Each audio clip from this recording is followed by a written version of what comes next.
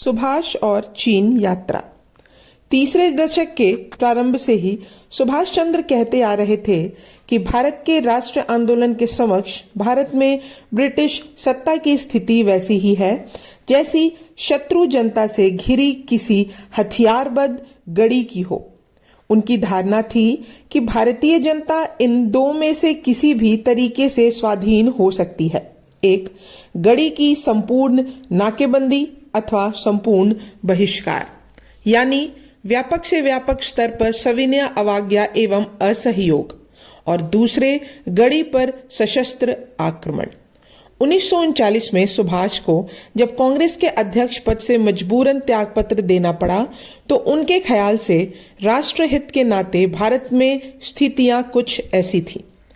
दक्षिणपंथी कांग्रेसी तथा महात्मा गांधी जन संग्राम छेड़कर अंग्रेजों के सामने डट जाने के एकदम अनिच्छुक थे, और दूसरी तरफ देश भर की वामपंथी शक्तियों को एक सूत्र में पिरोने के उनके अपने प्रयास भी असफल रहे थे। उन्होंने पाया था कि देश में वामपंथी सिद्धांत बघारने वाले दल और गुट तो बहुत सारे हैं, लेकिन कृत संकल्प और ठोस कार्यवाही द्वारा कथनी को करनी में ढालने के लिए तैयार नहीं है।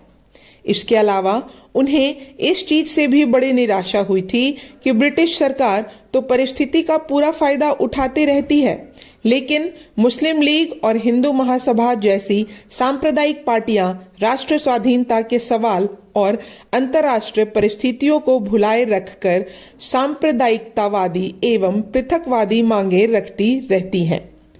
इन तमाम बातों को मद्देनजर सुभाष मन ही मन सीमा पार से सशस्त्र आक्रमण का योजना बनाने के उद्देश्य से विदेश जाने की बात सोचने लगे थे।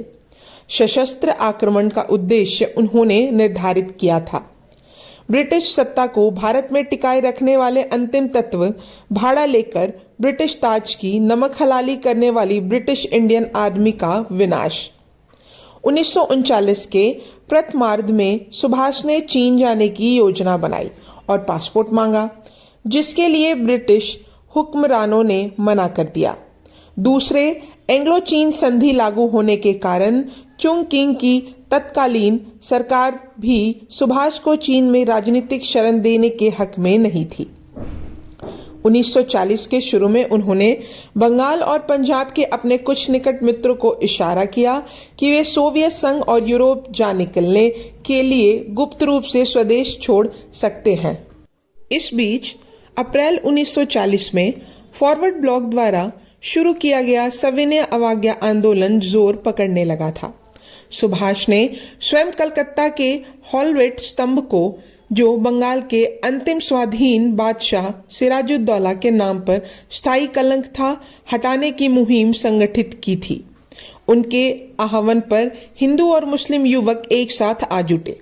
जुलाई के पहले हफ्ते में, जिस रोज सुभाष चंद्र स्वयं सेवकों के एक जत्थे की अगुवाई करते हुए हॉलवेट स्तंभ के गिर्द सत्याग्रह शुरू करने वाले थे, उन्हें भारत रक्षा कानून डिफेंस ऑफ इंडिया रूल्स के तहत गिरफ्तार करके कलकत्ता की प्रेसिडेंसी जेल में डाल दिया गया था।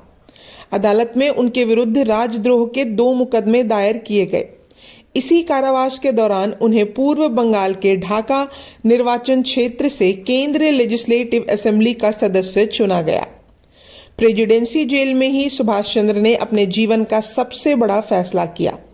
उनका दृढ़ विश्वास था कि यह युद्ध ब्रिटिश साम्राज्य को तहस नहस कर देगा, लेकिन ब्रिटिश साम्राज्यवादी बिना लड़े भारतीयों को सत्ता नहीं सौंपेंगे। भारत अपनी आजादी की लड़ाई को युद्ध संकट के दौरान सक्रिय रूप से अंतर्राष्ट्रीय राजनीति में प्रवेश करके ही जीत सकता है। उन्होंने महसूस किया कि जब इतिहास कहीं और रचा जा रहा हो तो यहाँ जेल में निष्क्रिय पड़े रहना एक लज्जानक राजनीतिक भूल होगी, लेकिन किसी वैधानिक उपाय से छूटने की उन्हें कोई संभावना नजर नहीं आ रही थी। अतएव उन्होंने सरकार को चेतावनी दी कि कारावास में रखने का कोई नैतिक या वैधानिक औचित्य न होने के कारण यदि उन्हें तत्काल मुक्त नहीं किया गया तो वे आमरण अनशन कर देंगे।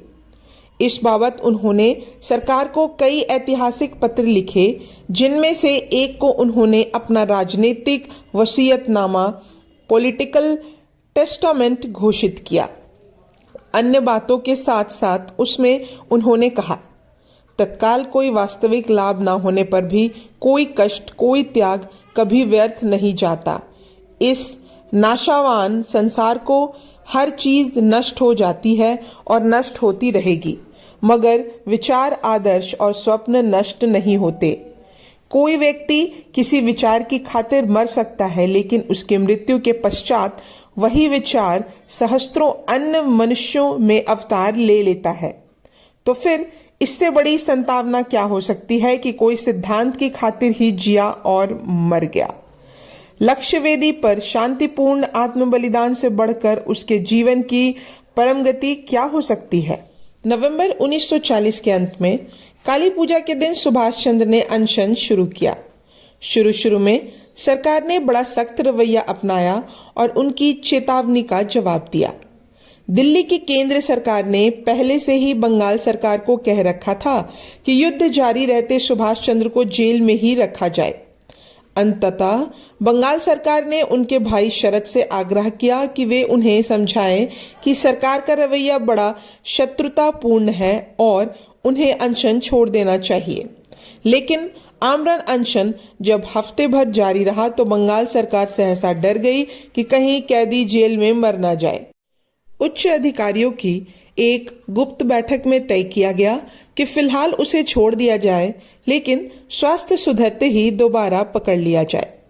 केंद्र सरकार ने इस पर कड़ी आपत्ति की, लेकिन बंगाल सरकार ने उसे आश्वस्त कर दिया कि वह सुभाष के साथ चूहे बिल्ली का खेल भर खेल रही है और चिंता की कोई बात नहीं है। मुक्त होते ही सुभाष भारत से निकलने की योजना बनाने लगे। इस अंतराल में गांधी जी से उनका अंतिम पत्र व्यवहार हुआ। इन पत्रों में उन्होंने आखिरी बार राष्ट्र स्वाधीनता की खातिर शुरू किए गए उनके किसी भी आंदोलन, यहाँ तक कि व्यक्तिगत सत्याग्रह में भी बिना शर्त सहयोग की अपनी पेशकश दोहराई थी। उन्होंने उनसे बंगाल कांग्रेस में एकता स्थापित कराने की भी प्रार्थना की, जिसमें सुभाष चंद्र के प्रति निष्ठावान समितियों और व्यक्तियों के विरुद्ध अंधाधुंध अनुशासनात्मक कार्रवाइयों से फूट पड़ गई थी। गांधी जी ने जवाब दिया कि उन दोनों के मतभेद बुनियादी हैं और जब तक दोनों में से कोई एक दूसरे के रंग में नहीं रंग जाता, तब तक दोनों के रास्ते अलग अलग ही होने चाहिए।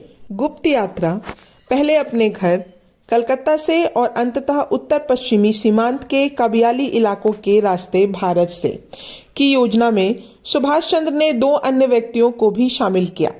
पहला था उसका तरुण भतीजा शरद चंद्र का बेटा शिशिर और दूसरा था पेशावर फॉरवर्ड ब्लॉक का नेता और निकट सहयोगी मियां अकबर शाह। भतीजा तत्काल उपलब्ध था, लिहाजा सुभाष ने उसे साथ कर लिया। खूब बारीकी और ब्यौरा सहित एकदम चुपचाप घर से निकल जाने के सभी मुमकिन तरीकों पर उन्होंने शिशिर से मंत्रणा की। तय हुआ कि शिशिर एक रात चुपके से उसे कार में बिठाकर किसी रेल हेड तक छोड़ाएगा, जहां से वे पेशावर की ट्रेन पकड़ लेंगे। चाचा भतीजे ने कई वैकल्पिक योजनाओं पर भी बड़ी सावधानी से विचार विमर्श किया और अंत में बड़ी हद तक निर्दोष एक योजना पर सहमति हो गई। शिशिर से कहा गया कि सुभाष की युवा भतीजा इला को भी उनके गुप्त प्रस्थान की जानकारी होगी। घर में यह कहकर ठगा जाएगा कि सुभाष एक निश्चित अवधि के धार्मिक एकांतवास पर निकल गए हैं। इस बीच तार पाकर मियां अकबर शाह भी पेशावर से आन पहुंचा। शिशिर का अकबर शाह से परिचय कराया गया और दोनों सुभाष के आदेशानुसार बाजार से उनके छद्मवेश का सामान खरीद लाए। निश्चय हुआ कि सुभाष एक बीमा कंपनी के ट्रैवलिंग इंस्पेक्टर गैरम हानगरीय मुसलमान मोहम्मद जियाउद्दीन के रूप में यात्रा करेंगे। मियां अकबर शाह ने कबायली इलाकों से होकर अफगानिस्तान के आर पार उनकी यात्रा के इंतजाम का बीड़ा उठाया। इस बीच शरद चंद्र पूरे दिसंबर कलकत्ता से बाहर रहे और जनवरी के शुरू में लौटे। अब अविलंब दोनों भाई अत्यंत गुप्त विचार विमर्श में जुट गए। शरत ने योजना में कुछ परिवर्तन किए और योजना को अंतिम तरतीब दी। प्रस्थान की तिथि सुभाष और मियां अकबर शाह ने मिलकर तय की, मगर अत्यंत गोपनीय तरीके से। यह भाग यहीं समाप्त होता है। तब तक के लिए धन्यवाद।